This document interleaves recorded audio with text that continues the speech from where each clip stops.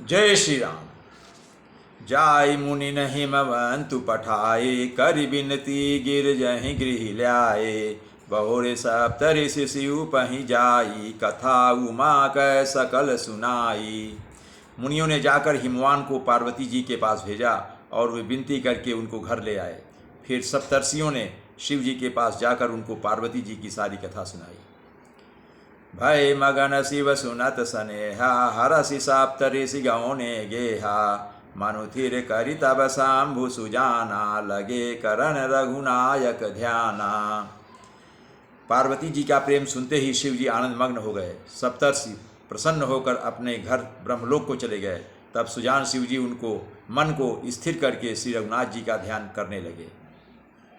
तारकु असुर भयउ तेहि काला, भुज प्रताप बल तेज विशाला।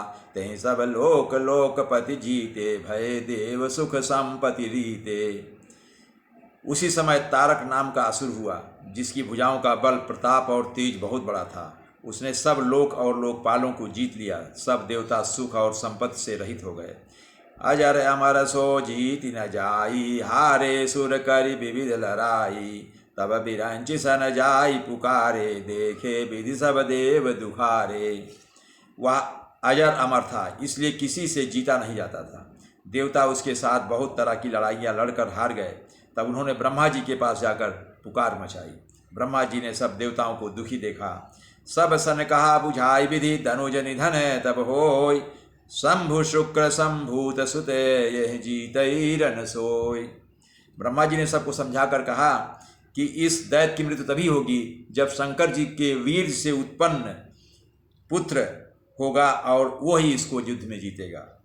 मोर कहा सुनि करई उपाई, होई ईश्वर करी सहाई। सती जो तजी दक्ष मख देहा, जनमी जाई हिमाचल गेहा। मेरी बात सुनकर उपाय करो, ईश्वर सहायता करें और काम हो जाएगा। सती जी ने जो दक्ष के यज्ञ में देह का त्याग किया था, उन्होंने अब हिमाचल के घर जाकर जन्म लिया है। तेहि तपु कीन शंभुपति लागी, शिव समाधि बैठे सबु त्यागी। यद्यपि यही असमंजस भारी, तदपि बात एक सुनऊ हमारी। उन्होंने शिव जी को पति बनाने के लिए तप किया है। इधर शिव जी सब छोड़ छाड़ कर समाधि लगा बैठे हैं। यद्यपि है तो बड़े असमंजस की बात, तथापि मेरी एक बात सुनो। पठवहु काम जाय शिव पाही, करे छोहु शंकर मन माही। तब हम जाय शिवहि सिर नाई, करवाऊ विवाहु बरियाई। तुम जाकर कामदेव को शिव जी के पास भेजो, वह शिव जी के मन में क्षोभ उत्पन्न करें, उनकी समाधि भंग करें। तब हम जाकर शिव जी के चरणों में सिर रख देंगे और जबरदस्ती उन्हें राजी करके विवाह करा देंगे। यही विधि भले ही देव हित होई, मत यत नीक कहाई सब कोई। अस्तुति सुरन कीन यति हेतु, प्रगट्यो विषम बाण झस केतु। इस प्रकार से भले ही देवताओं का हित हो और तो कोई उपाय नहीं है। सब ने कहा यह सम्मत बहुत अच्छी है। फिर देवताओं ने बड़े प्रेम से स्तुति की। तब विषम 5 बाण धारण करने वाला और मछली के चिन्ह युक्त ध्वजा वाला कामदेव प्रकट हुआ।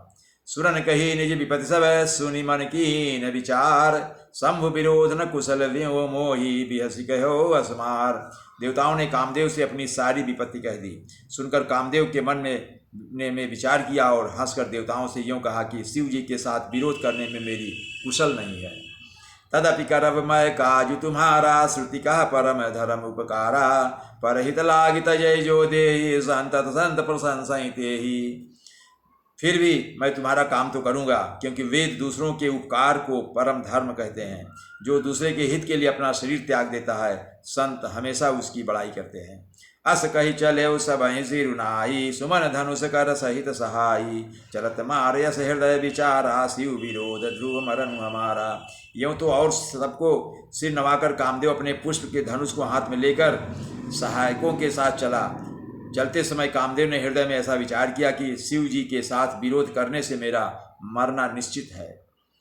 तब यापन प्रभाव विस्तारा, निज बस कीन सकल संसारा।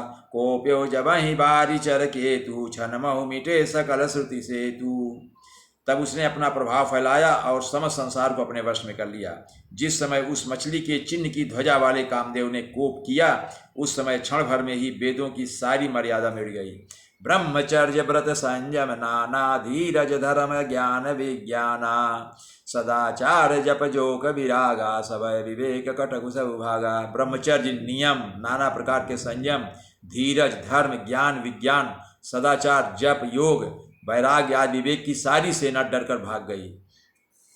भाग्य विवेक सहाय सहित जो सुभट संयुग महिमुरे सदग्रंथ पर्वत कंदरिन महु जाइते अवसर दुरे होनिहार का करतार को रखवार जग खरु भरु परा दुई मात के रतिनाथ जय क्यों के गोपी कर धनु सरु धरा।